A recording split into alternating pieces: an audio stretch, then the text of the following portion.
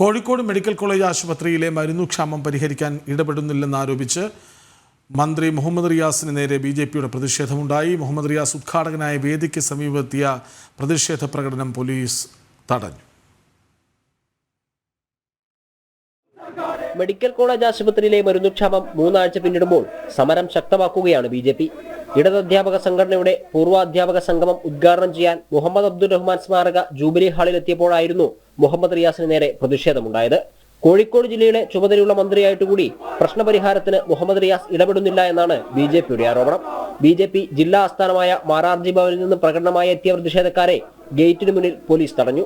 ആയിരക്കണക്കിന് രോഗികൾ മരുന്ന് ലഭിക്കാതെ നെട്ടോട്ടമോടുമ്പോൾ മുഹമ്മദ് റിയാസ് ഉദ്ഘാടന പരമ്പര നടത്തുകയാണെന്ന് പ്രകാശ് ബാബു കുറ്റപ്പെടുത്തി.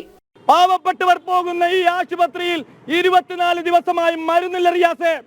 എന്നിട്ടൊരു ഉളുപ്പില്ലാതെ കോഴിക്കോട് അങ്ങാടിയിൽ വന്ന് ഉദ്ഘാടന പരമ്പര നടത്തുന്നു. ഞാൻ ചോദിച്ചോട്ടെ റിയാസെ, താങ്കൾക്ക് നാണമുണ്ടോ? 73,000 കോടി രൂപ നരേന്ദ്രമോദി കൊടുത്ത 6 വരി പാതയിൽ പോയി സെൽഫി എടുത്ത് താങ്കൾ ആഘോഷിക്കുന്നുണ്ടല്ലോ. താങ്കളുടെ സഹമന്ത്രിയുടെ കീഴിലുള്ള ഒരു വകുപ്പ്, ആരോഗ്യ വകുപ്പ്, ആ ആരോഗ്യ വകുപ്പ് ഒരു 90 കോടി രൂപ കൊടുക്കാത്തതിന്റെ പേരിൽ നേരനുഭവത്തിൽ ഇന്നലെ ഞാൻ കണ്ടു. കയ്യും കാലും ഒടിഞ്ഞ ഒരു പാവപ്പെട്ടവൻ, നാദാപുരത്തുള്ള ഒരു പാവപ്പെട്ടവനോട് പറയാം, സർജിക്കൽ കിട്ടില്ല, നിങ്ങൾ പുറത്തു പോകുന്നു. തുടർന്ന് പോലീസും പ്രതിഷേധക്കാരും തമ്മിൽ വാക്കേറ്റമുണ്ടായി. ജൂബിലി ഹാളിന് മുന്നിൽ കുത്തിയിരുന്ന് പ്രതിഷേധിച്ച പ്രവർത്തകരെ പോലീസ് ബലം പ്രയോഗിച്ച് കസ്റ്റഡിയിലെടുത്തു. മുഹമ്മദ് റിയാസ് പരിപാടി അവസാനിപ്പിച്ചു പോയതിനു ശേഷമാണ് പ്രവർത്തകരെ പോലീസ് സ്റ്റേഷനിൽ നിന്ന് വിട്ടയച്ചത്.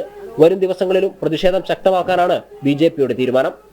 എല്ലാ മന്ത്രിമാർക്കെതിരെയും കോഴിക്കോട് ബിജെപിയുടെ പ്രതിഷേധം ഉണ്ടാകും.